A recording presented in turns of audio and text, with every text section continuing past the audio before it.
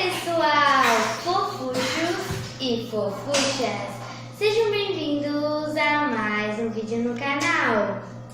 O vídeo de hoje é mais um vídeo falando com o povo. E dessa vez eu estou num local que eu não gosto de estar, eu odeio estar aqui. Só que a pessoa que eu vou entrevistar, eu gosto de falar com ela, eu gosto de estar com ela. Só que eu não gosto de estar no ambiente que essa pessoa trabalha. Como vocês podem ver, este ambiente todo branco, todo... enfim, é um consultório médico, por isso que eu não gosto de estar aqui. Hoje eu vim entrevistar o meu doutor, o doutor Leonardo. Olá, doutor. Oi, tudo bom? Tudo bem? Boa tarde. Boa tarde, internautas que acompanham o canal Fofuchuras Briri. É esse o nome, né? Aprendi? Exatamente. Então, tá bom. Me Então, diga. pegar Quem aqui meu quer saber de mim? gabarito, Tá. minha colinha. Tá. Então, primeiramente, qual a sua especialidade? Muito bem. Eu tenho especialidade de pneumologia e tenho também especialidade de clínica médica. São duas especialidades que a gente acaba fazendo depois que se forma, né, como médico generalista. Então a gente investe na residência médica, que é quando a gente adquire as especializações. Então são as duas que eu tenho.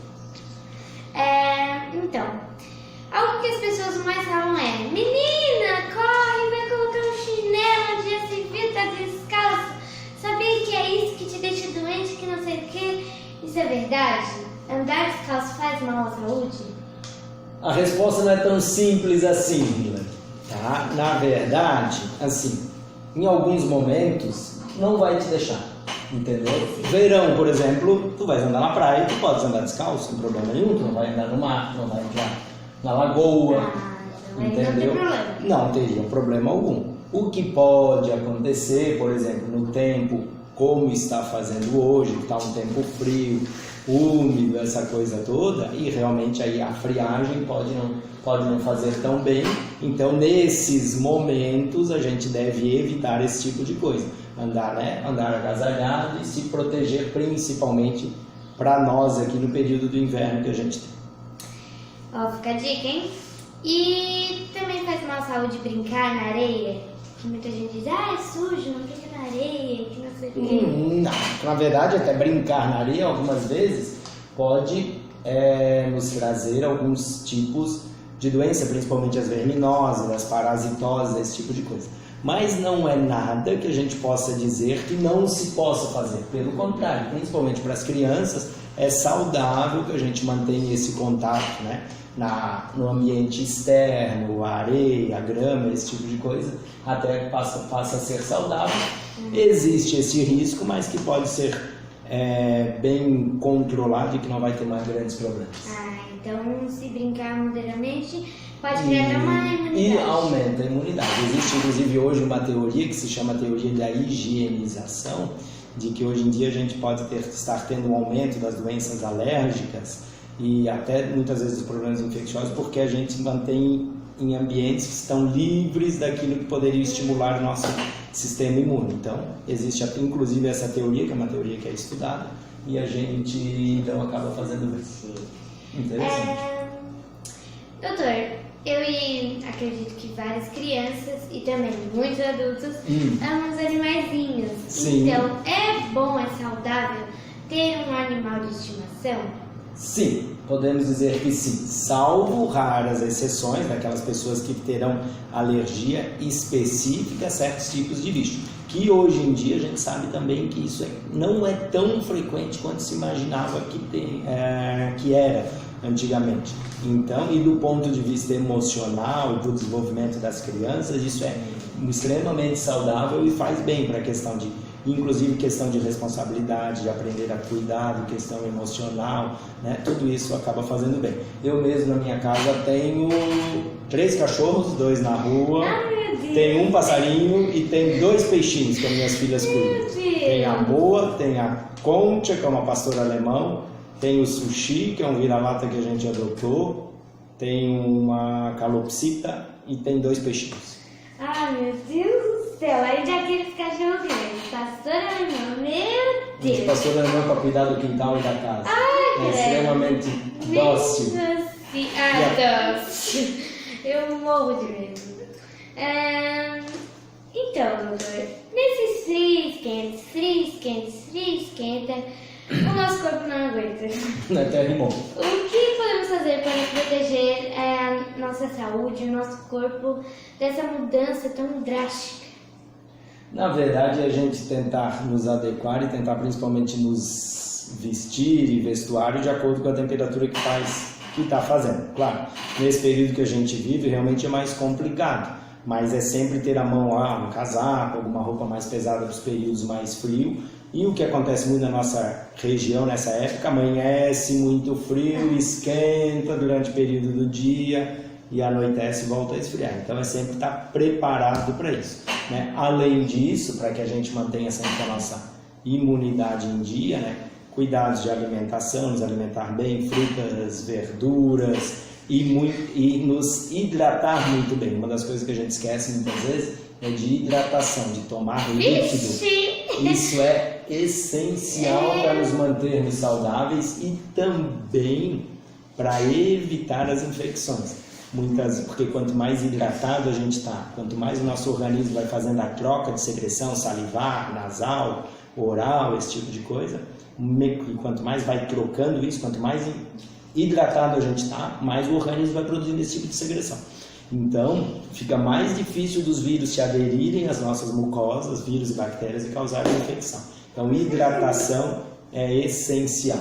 A minha mãe já está ali atrás, apontando para mim porque eu não tomo água nenhuma. Tem que te acostumar a tomar. Pode ser que, tomando mais líquido, tu passe a me visitar menos, já que tu dissesse no começo que não gosta de me visitar. Aí tu passa a me visitar menos. Mas eu gosto de conversar com todo mundo. O que é mais? Minha mãe sempre diz que é muito importante estar com as vacinas em dia. Sim. Por que isso é tão importante? Isso é tão importante porque nos protege de várias doenças. Na verdade, as vacinas são específicas para cada tipo de doença, né? E é muito importante porque isso acaba protegendo principalmente, né? Se faz as vacinas na idade de criança, na infância, e boa parte delas vai proteger para o restante da vida. Então, isso é extremamente importante por dois motivos. Primeiro, porque está protegendo a criança que é submetida e que faz a vacina, que recebe a vacina, né? Que é submetida à vacinação.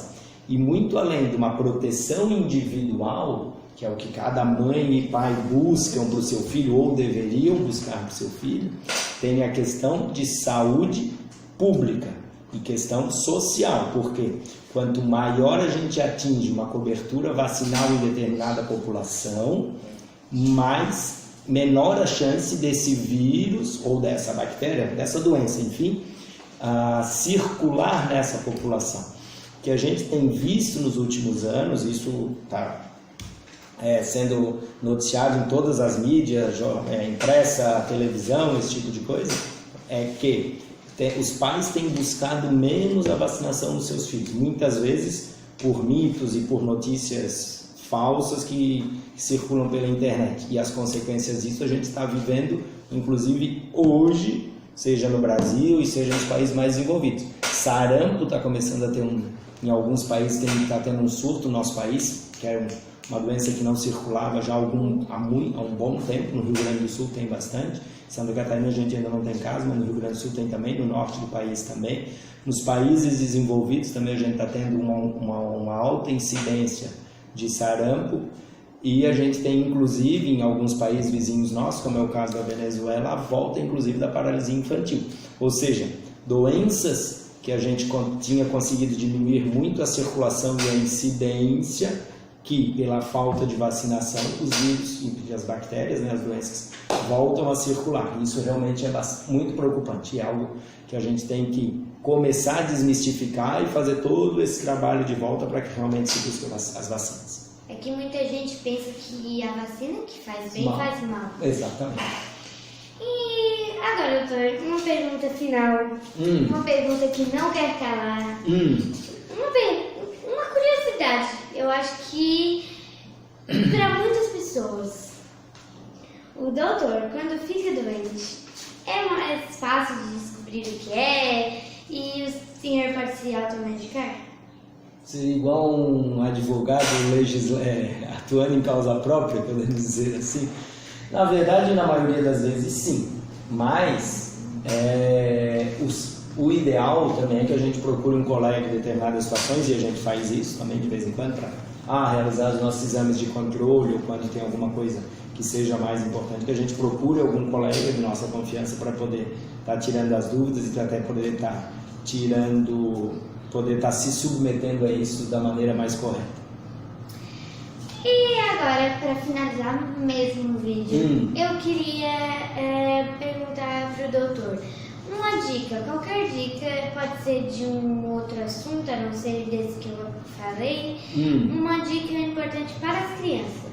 Para as crianças? Sim. Se manterem saudáveis. Para isso, cuidados com a alimentação, com a hidratação, tomar bastante líquido, que é isso que eu falei, e aproveitar cada fase da vida. E a infância é a fase, claro, de estudar, de começar a ter as suas responsabilidades, mas aproveitar e brincar, sempre com responsabilidade e sempre obedecendo os pais irresponsáveis.